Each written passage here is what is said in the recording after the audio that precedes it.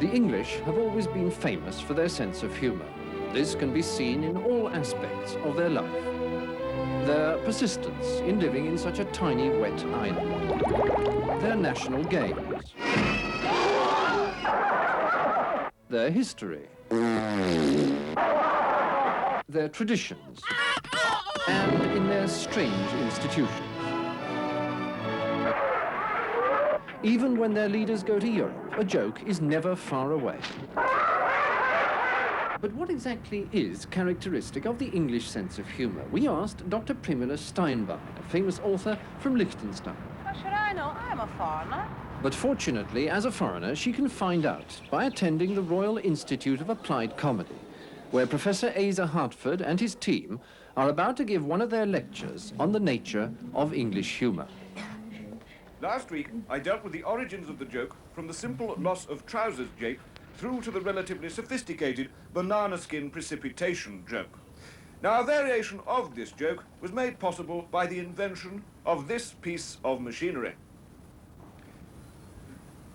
Here we see how its risible potential was cunningly exploited.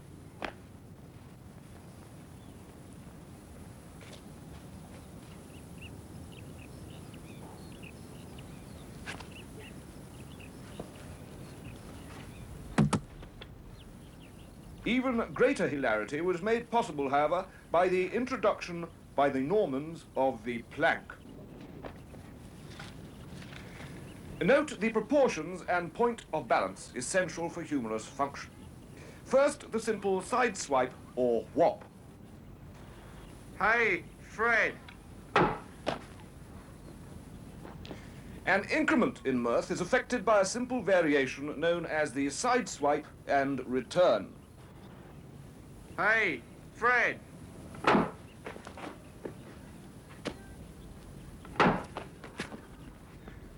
And now the double side swipe and return. Hey, Fred.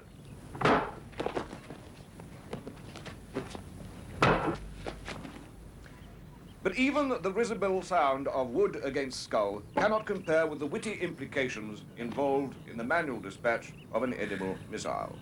It is generally agreed that the Byzantines first developed the dessert as a method of light entertainment, although it reached a peak of perfection in England during the Napoleonic Wars. First, the simple, straightforward deposit.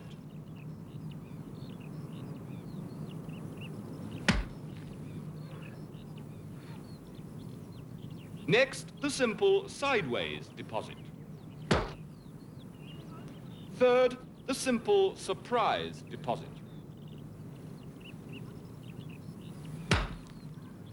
Finally, the frustrated double deposit.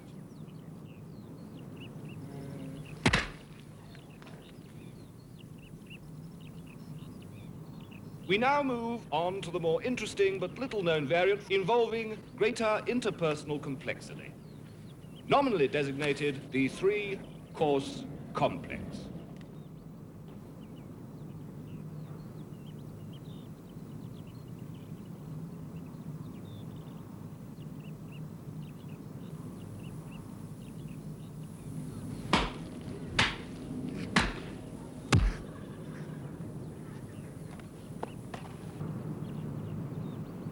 One thing that seems characteristic of English humor is its utter predictability. One can always tell exactly what is going to happen, sometimes almost minutes before it actually does.